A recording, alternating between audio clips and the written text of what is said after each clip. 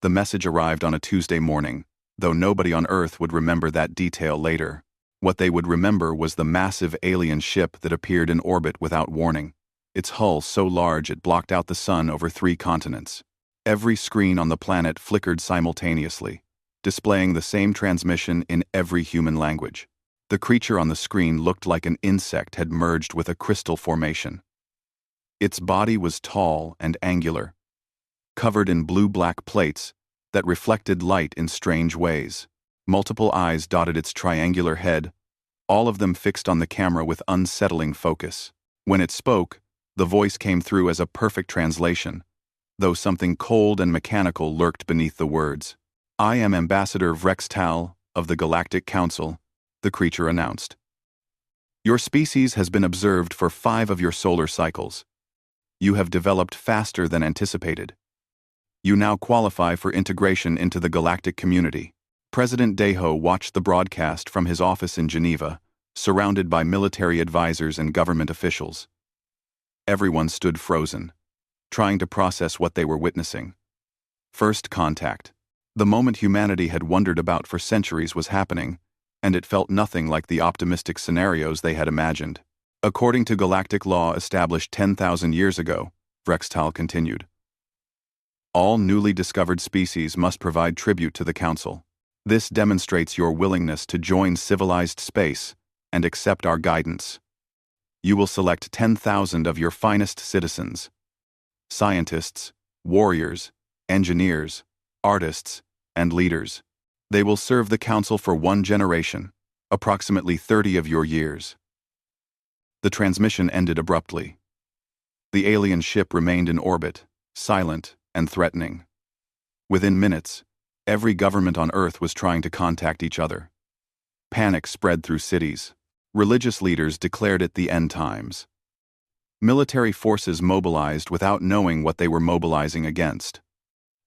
The world teetered on the edge of chaos. President Deho called an emergency session of the United Earth Government Security Council. 47 representatives from different nations crowded into the secure conference room, their faces projected on screens from around the world. The shouting started immediately. "We cannot submit to this demand," Admiral Heejin said, slamming her fist on the table. She was a career military officer, decorated from 3 regional conflicts, and the idea of bowing to alien demands made her physically ill. "If we send them our best people, we're admitting we're inferior. We're accepting slavery. Slavery is better than extinction," countered Ambassador Junho, a diplomat who had spent 40 years negotiating peace treaties. His hands shook as he spoke. "That ship in orbit could destroy us. We detected 0 weapons, which means their weapons are so advanced we can't even recognize them. We need to buy time." Science advisor Ji-Wan pulled up calculations on the main screen. She was the youngest person in the room at 32. A quantum physicist who had been recruited into government service specifically for scenarios like this. Her numbers painted a bleak picture. "I've analyzed the ship's energy signatures," she said quietly. "It's generating power equivalent to our entire planetary output, just sitting there. If they decided to attack, we would last maybe 6 hours. That's optimistic. We have no defense against this technology." The room fell silent. The weight of their helplessness pressed down on everyone. Earth had nuclear weapons, railguns, directed energy weapons, and cyber warfare capabilities. Against an enemy that crossed interstellar space like it was nothing, they might as well be throwing rocks. "So we just surrender?" asked Representative Mincio, his voice bitter. "We send them 10,000 people and hope they don't ask for more?" "They will ask for more," said Chief Diplomat Borum. She had been quiet until now, studying the transmission recording on her tablet. Unlike the others, her expression wasn't afraid. It was thoughtful, calculating. "This is a test. They want to establish dominance. If we submit completely, they'll keep pushing. But if we refuse, they'll crush us." "So what do we do?" President Deho asked. He looked exhausted. The fate of the species rested on his decision, and every option led to disaster. Borum set down her tablet and looked around the room. We give them exactly what they asked for. 10,000 humans. But we interpret their demand literally. They said finest citizens. They never defined what that means. They never specified who we should send. Admiral Hagen frowned. What are you suggesting? They want 10,000 humans, Borum said slowly. They never said those humans had to be volunteers. They never said they had to be law-abiding. They just said, humans. Understanding dawned across the room, followed immediately by shock and horror. Representative Minseo shook his head violently. You can't be serious. You want to send criminals? Prisoners? I want to send 10,000 people who have nothing to lose, Borum replied. People who won't bow down. People who are already dangerous. Let the aliens deal with the worst humanity has to offer. Maybe our criminals will be problematic enough that the council decides we're more trouble than we're worth. That's insane, Junho said. That's brilliant, Admiral Heejin countered, a slow smile spreading across her face. We're sending them a Trojan horse. The debate raged for hours. Ethics, morality, and desperation clashed in equal measure. Some argued it was inhumane to send anyone. Others said criminals deserved whatever happened. A few pointed out that it might violate a dozen international laws. But slowly, the logic became undeniable. Earth had no good options. This was the least bad choice. At 3 a.m, President Deho made his decision. We proceed with Chief Diplomat Borum's plan. Begin identifying candidates from maximum security facilities worldwide. Prioritize violent offenders with life sentences. No wrongly convicted. No political prisoners. Only people who volunteered, even if they don't know what they're volunteering for. And if this backfires? Jiwan asked. Deho looked at the alien ship visible through the window, still hanging in orbit like a dark moon. Then we'll face the consequences. But at least we'll face them on our terms. The orders went out within the hour. Operation Trojan Gift had begun. The prison selection operation started at dawn. Colonel Minho had been given an impossible task. Find 10,000 of the most dangerous people on Earth and convince them to leave the planet voluntarily. He stood in the briefing room of Busan Maximum Security Prison, surrounded by files of inmates who would never see freedom again under normal circumstances. We're looking for specific profiles, Minho told his team of recruitment officers. Former military with combat experience. Hackers and cybercriminals. Scientists who crossed ethical lines. Pilots. Engineers. People with skills. They need to be dangerous, but they also need to be smart. This isn't about sending random murderers into space. This is about sending capable people who won't submit. The first stop was Cell Block 7, where the most violent offenders were kept in isolation 23 hours a day. Minho walked down the corridor, his footsteps echoing off concrete walls. He stopped at Cell 42 and nodded to the guard. The door slid open with a heavy clang. Tae-young sat on his bunk, reading a worn paperback. He looked up slowly, his eyes taking in the military uniform, the armed escorts, the official documentation folder. He was 38 years old, serving year 6 of a life sentence. Once, he had been Special Forces, one of the best operators in the military. Then, he had gone into a hostage situation and decided that saving lives meant ending the lives of everyone who stood in his way. 17 terrorists died. So did 3 civilians, caught in the crossfire. The courts called it murder. Tae-hyung called it mathematics. Inmate Tae-hyung, Minho said formally. I'm here to offer you a choice. Tae-hyung set down his book. Minho explained the situation in simple terms. Aliens. Tribute. 10,000 people needed. Volunteer to leave Earth, probably forever. Destination unknown. Purpose unclear. The alternative was staying in this cell until death. Tae-hyung laughed. It was a harsh, bitter sound that hadn't passed his lips in years. So you want to send criminals to meet aliens? What happens when we get there? That's up to you, Minho replied honestly. Survive. Adapt. Maybe cause enough problems that they send you back. The government doesn't expect you to be polite. When do we leave? 18 days. Taehyung stood up, stretching muscles that had been confined too long. I'll go. Better than dying here. The recruitment continued across the globe. In Singapore, they found Sujin in a special cybersecurity prison, where inmates were kept away from all electronics. She was 29, serving 40 years for hacking 3 national banking systems simultaneously. She had done it to prove she could, causing $6 billion in damage and nearly triggering a market collapse. When Minho's team explained the offer, she agreed before they finished talking. Will there be computer systems? She asked eagerly. Probably alien ones. Her smile was predatory. Even better, in Moscow, they recruited Kyung-ho, a former biochemist who had created illegal combat stimulants that enhanced human performance but destroyed the body within months. 17 people died testing his formulas. He showed no remorse during his trial, only frustration that his research had been interrupted. When offered a chance to study alien biochemistry, he signed the volunteer forms immediately. The list grew steadily. Yuna, a former military pilot who had hijacked 3 fighter jets during what psychologists called a dissociative episode. She had buzzed major cities at supersonic speeds for 6 hours before crash landing. Nobody died, but the psychological terror earned her a life sentence. She accepted the offer without asking questions. Dongyun came from a black site prison in Eastern Europe.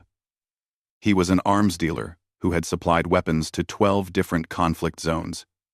Caring only about profit, he had connections to criminal networks on every continent.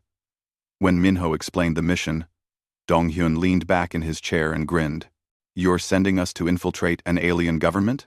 We're sending you to serve as tribute. Sure, that's what you're calling it. Donghyun agreed instantly, already planning how to exploit whatever situation he found. Not everyone accepted. Some prisoners refused to leave Earth, preferring the familiar hell of their cells to the unknown hell of space. Others failed psychological screening, too unstable even for this desperate mission. A few attacked the recruitment officers and had to be sedated. But for every refusal, 3 more volunteered. Criminals saw opportunity where law-abiding citizens would see only danger. Within 20 days, they had their 10,000. The volunteers were transported to a secure military base in Nevada, where temporary housing had been constructed. No chains, no cells, just basic barracks and mess halls. The prisoners walked around freely for the first time in years, watched by nervous military police who had been told not to intervene unless someone tried to escape. Taehyung found himself naturally organizing the others. Old military habits died hard. He identified leaders among the different groups, gang members, former soldiers, organized crime figures, and lone wolves. He started building informal command structures, using hand signals and coded language that the guards couldn't interpret. Sujin discovered that the barracks had basic computer terminals for entertainment.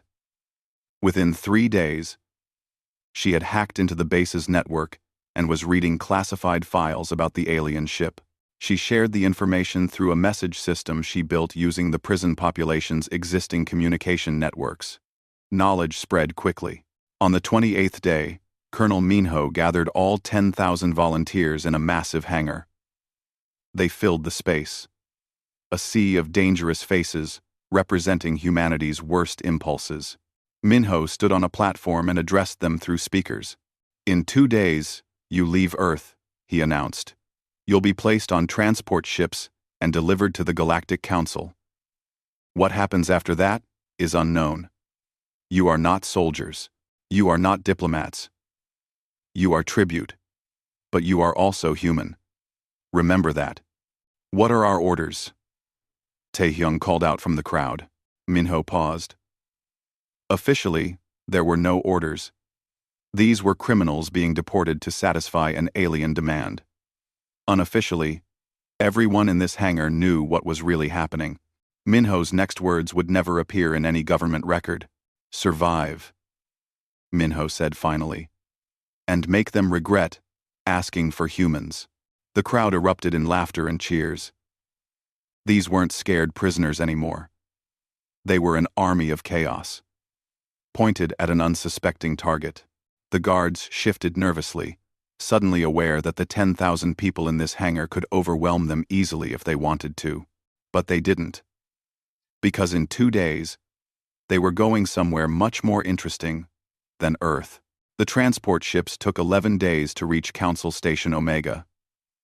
11 days of cramped quarters, recycled air, and 10,000 criminals learning to exist in close proximity without killing each other. Taehyung had enforced strict rules during the journey. No fighting, no theft, save the violence for when they arrived. Surprisingly, people listened. They understood they were walking into enemy territory and needed to stay organized. Council Station Omega appeared in the viewports like a mechanical planet. The structure was so massive it generated its own gravity field, housing millions of beings from dozens of species. Towers rose from a central sphere, connected by tubes and bridges. Ships moved between docking ports in constant streams. It was beautiful and terrifying, a monument to civilizations that had been building when humans still lived in caves. Ambassador Vrextal stood in the grand reception hall, surrounded by the 12 council representatives.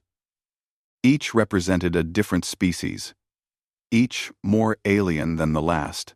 There was Thel Novar, a crystalline being that looked like living glass. Representative Joram, a massive creature covered in thick gray skin. Others ranged from floating gas clouds to beings made of liquid metal. They had gathered for the ceremony that marked every new species integration. 5,000 cultures watched through holographic broadcasts.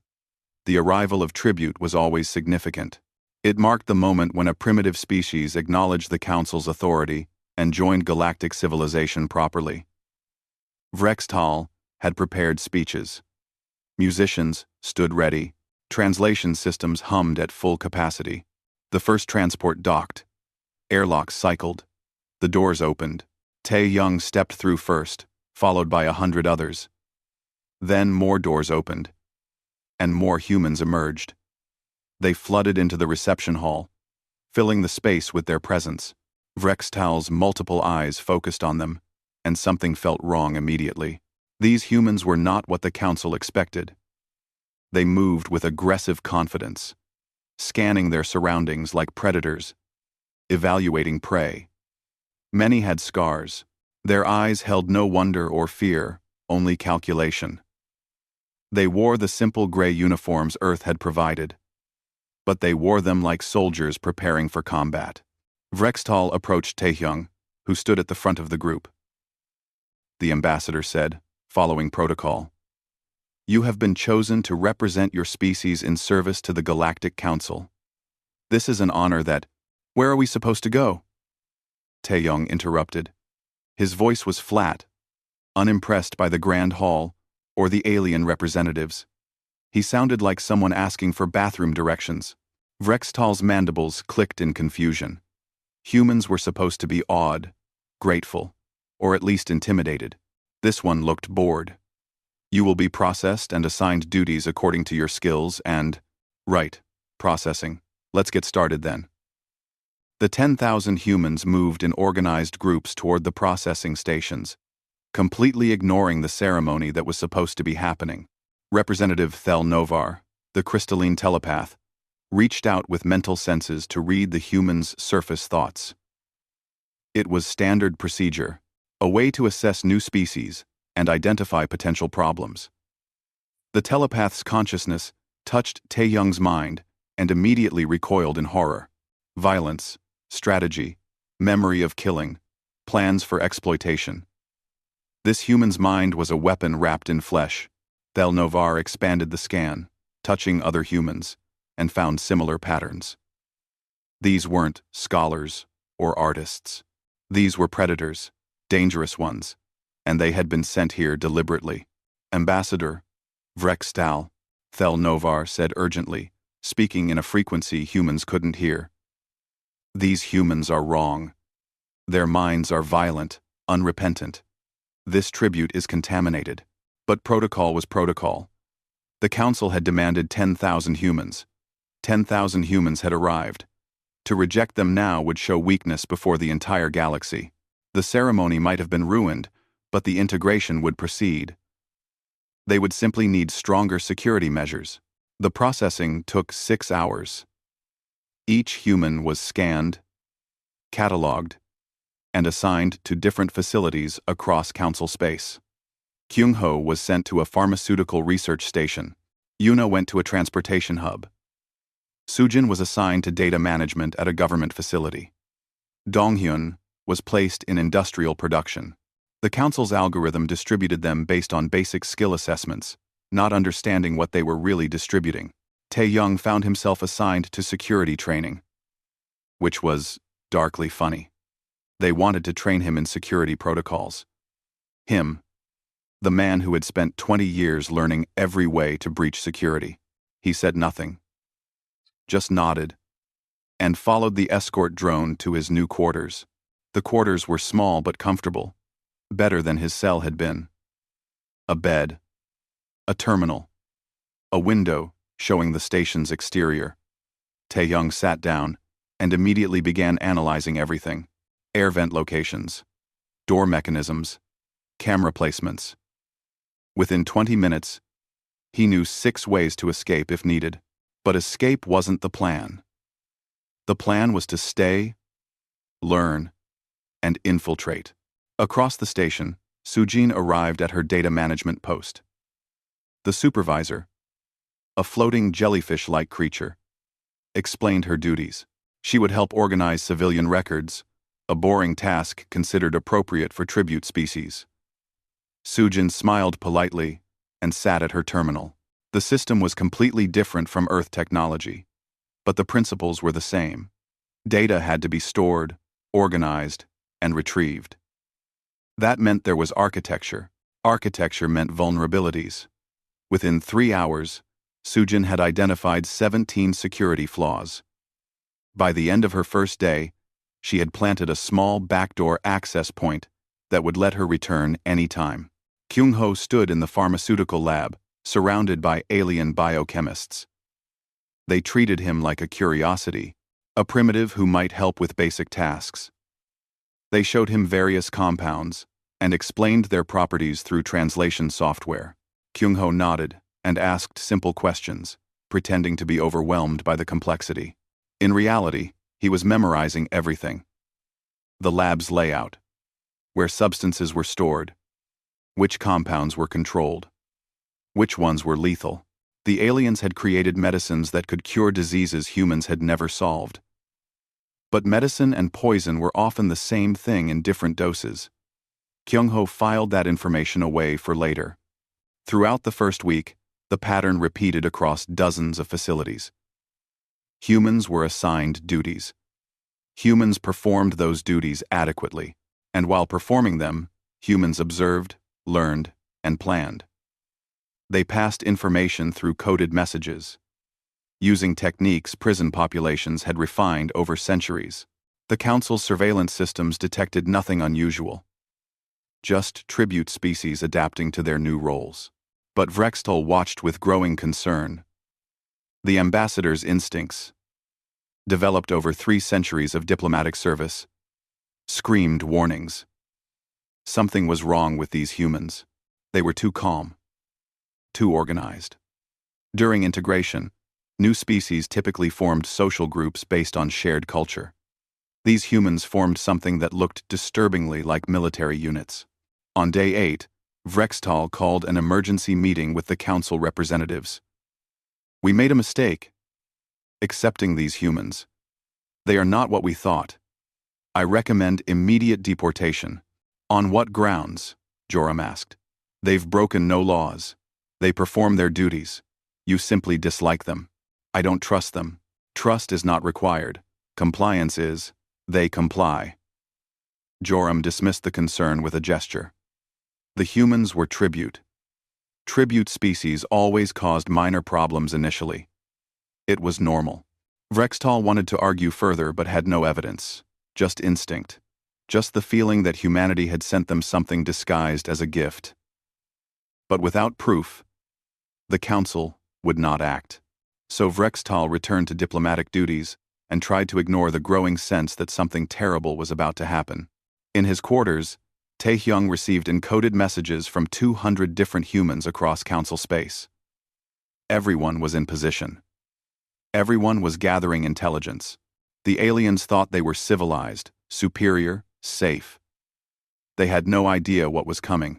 6 months passed. To the Galactic Council, the human tribute had integrated successfully. They worked in labs, factories, transportation hubs, and administrative centers. There were minor incidents, of course. Humans tended to question authority more than other tribute species. They argued with supervisors. They found creative ways around regulations. But, overall, the Council considered the integration acceptable. That assessment was catastrophically wrong.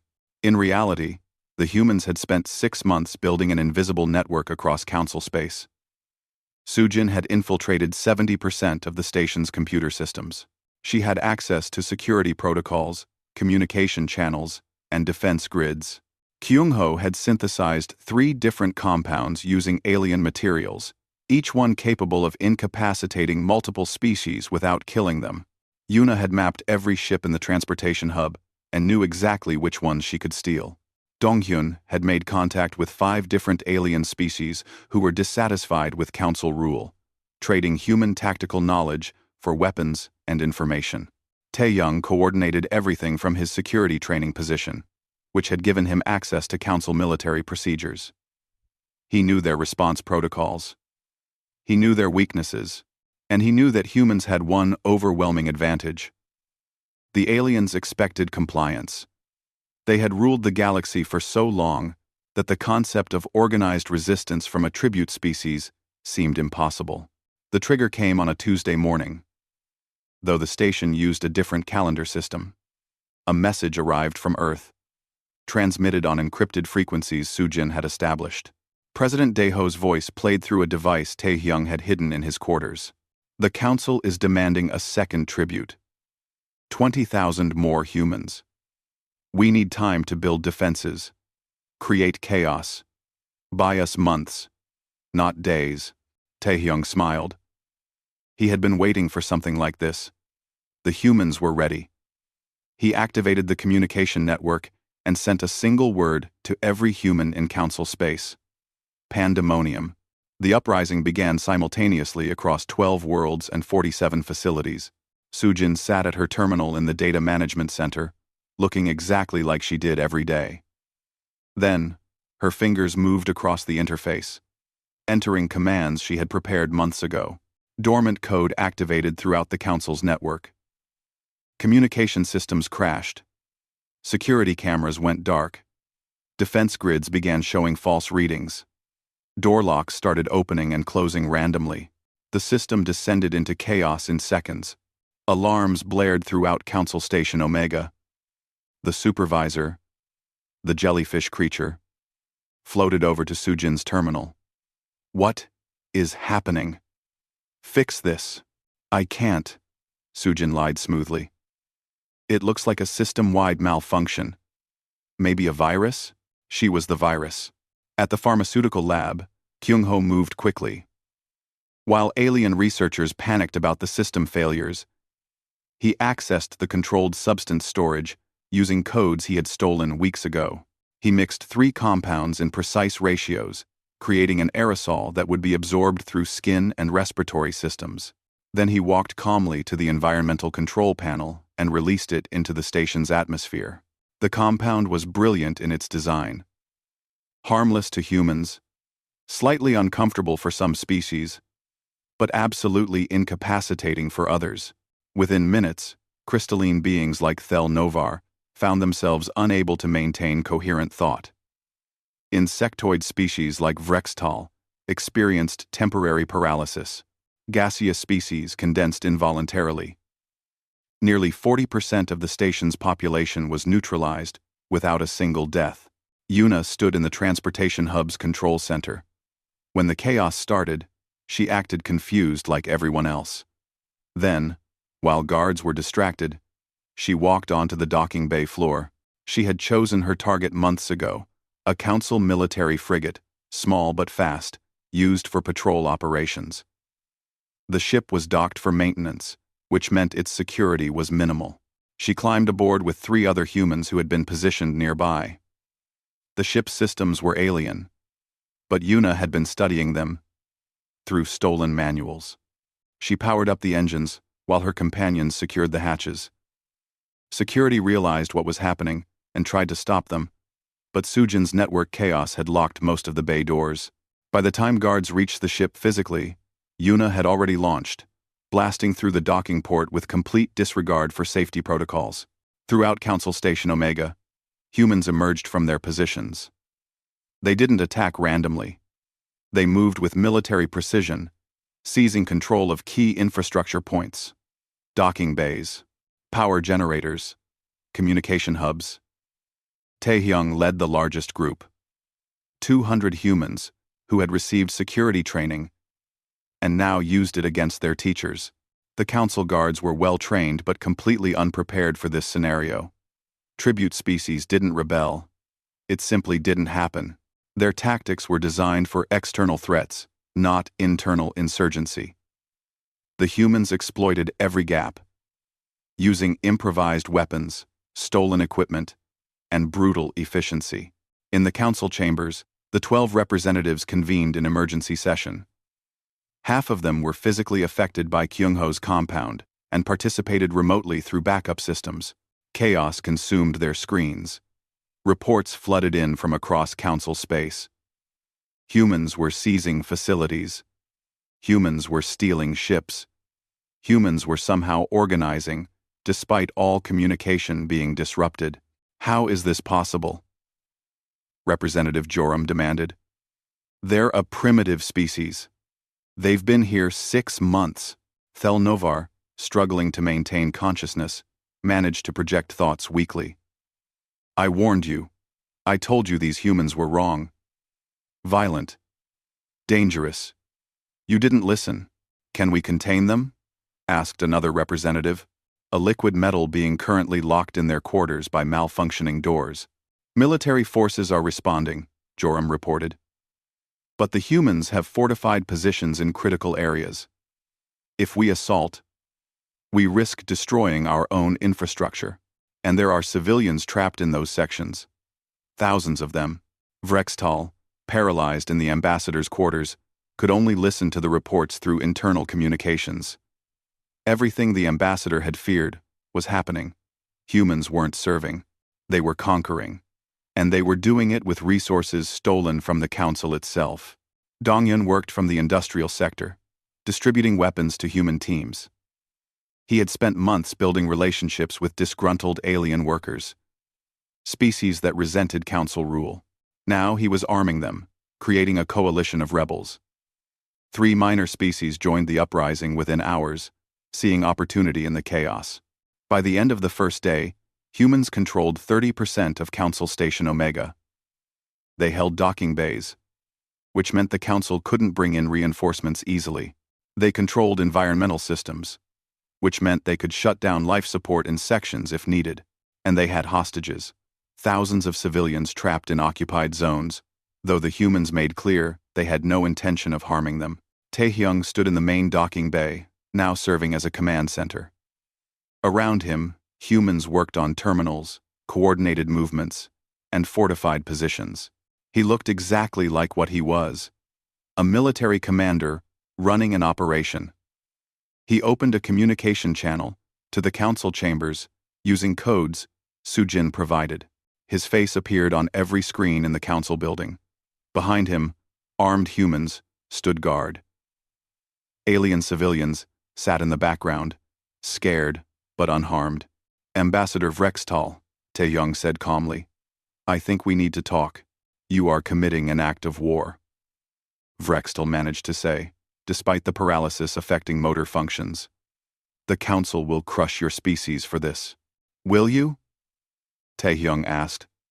Because from where I'm standing, you can't even protect your own station. You wanted tribute. You demanded humans. Well, congratulations. You got us. Now let's discuss new terms for Earth's relationship with the Council. We do not negotiate with criminals. Tae-young smiled coldly. Yes, you do. You're about to. The standoff lasted 17 days. Council military forces surrounded Station Omega. Warships bristling with weapons capable of reducing the structure to debris. But they couldn't fire. The humans had ensured that any assault would kill thousands of Council citizens trapped inside. More importantly, the uprising had spread beyond the station. 6 systems reported rebellions. Species that had served the Council for centuries suddenly saw weakness and opportunity. Inside the station, the humans maintained control through discipline and strategy. They rationed food carefully. They kept civilians comfortable and safe. They made it clear this wasn't about massacre, but leverage. Tae-young sent daily messages to the Council chambers, each one repeating the same demand. Negotiate Earth's status as an equal power, or watch your empire collapse. On day 5, Admiral Heijin arrived from Earth with a hastily assembled fleet. 30 ships, most barely spaceworthy, cobbled together from every nation's best technology. They were nothing compared to Council military power. But that wasn't the point. The point was showing that Earth wouldn't abandon its people. The point was showing force. Heijin's face appeared on communication channels alongside Tae-young's. I'm here to ensure my people are treated fairly, she announced. If negotiations fail, Earth is prepared for war. We will lose, but we'll make it cost you more than you want to pay. It was a bluff built on truth. Earth would lose any military conflict. But the Council was learning that humans specialized in making victory too expensive to pursue.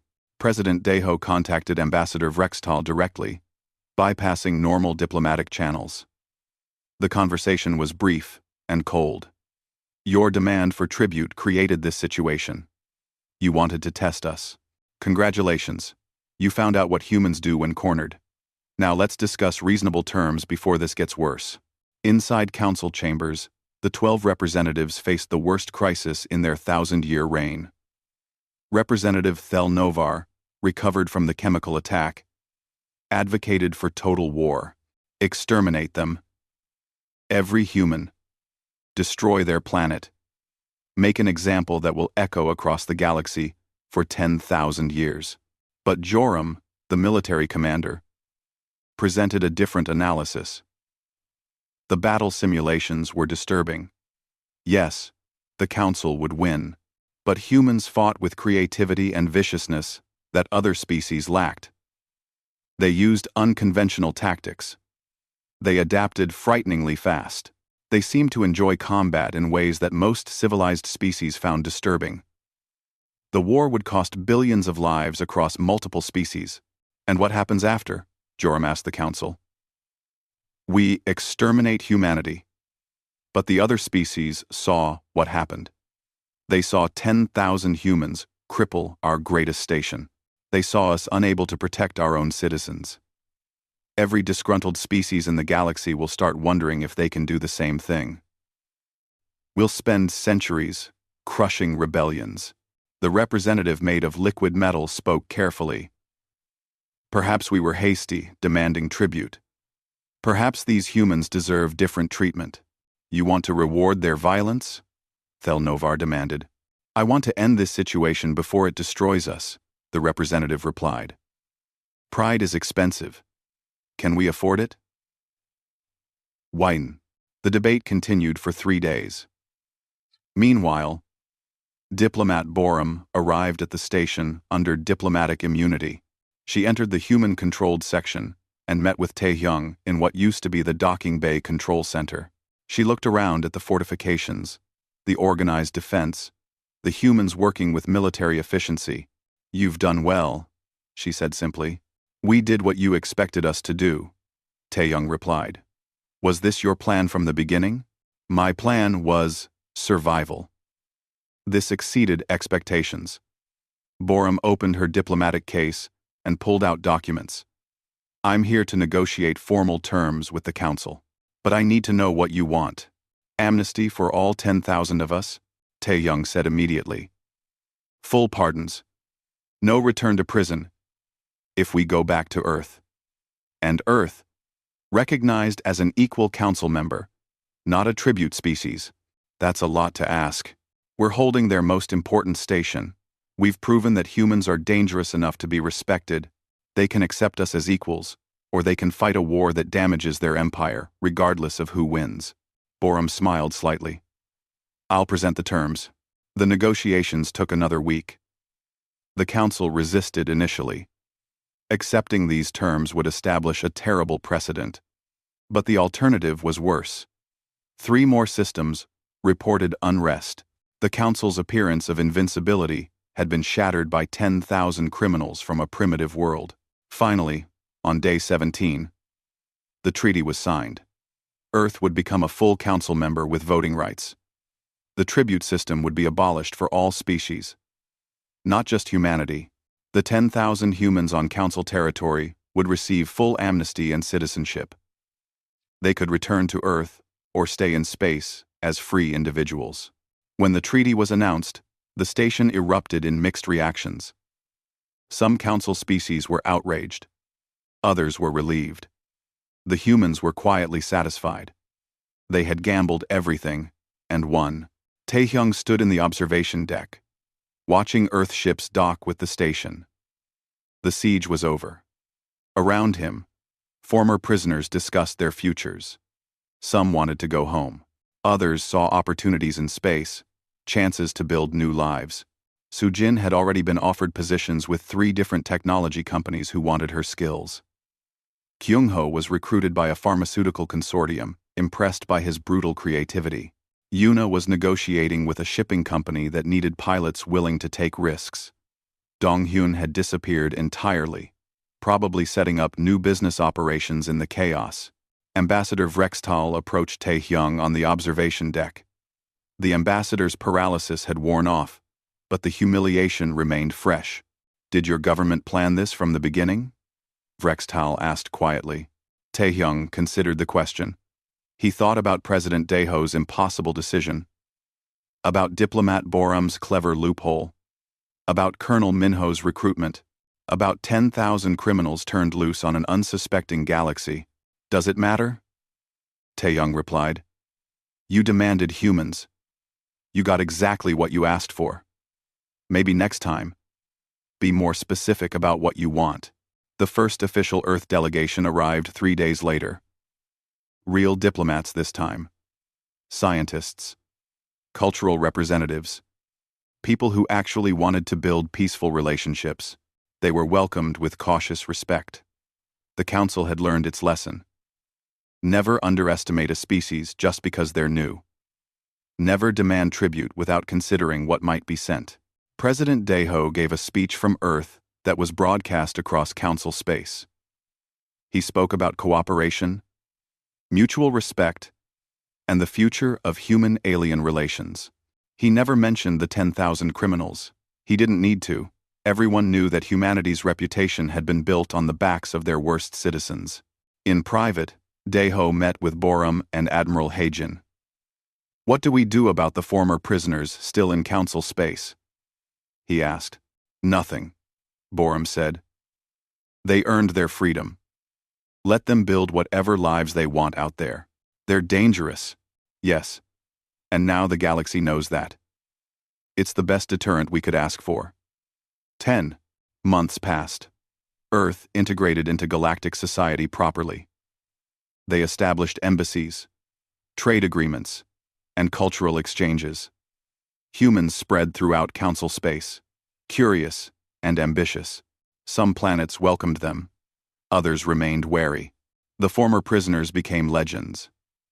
Taehyung accepted a position as an ambassador, which amused him greatly. The man once convicted of murder now represented his species. In diplomatic functions, Sujin founded a technology company that revolutionized data security across 3 systems. Kyung-ho continued research, now with proper ethics oversight, mostly. In dark corners of space stations and orbital markets, humans gathered. Not all of them were former prisoners, but they all carried that same edge of danger. Other species learned to recognize it. When humans entered a room, smart people paid attention. Not out of fear, but respect. Humans were clever, adaptable, and when necessary, absolutely ruthless. The Galactic Council's tribute demand had backfired spectacularly. They had wanted to test humanity's willingness to submit. Instead, they discovered that humans didn't submit. They adapted. They survived. They turned every disadvantage into opportunity. Vrextal stood in the empty tribute hall 1 year after the incident. The ceremony hall where species used to arrive in submission was now used for trade negotiations. The ambassador thought about how much had changed. A 1,000-year-old system had collapsed because one species refused to accept their assigned role. The ambassador's communicator chimed. A new species had been discovered. Young, primitive, just entering space-age technology. The council needed to make contact. Vrextal pulled up the contact protocols and paused at the tribute requirements section. With a few keystrokes, the ambassador deleted it entirely. That system was over. Humanity had made sure of that. Outside the station, Earth ships moved through space lanes alongside vessels from 100 different species. Humanity had claimed their place among the stars, not through submission or superior technology, but through sheer, stubborn refusal to be conquered. The galaxy had asked for tribute. Humanity sent prisoners, and in doing so, they changed everything.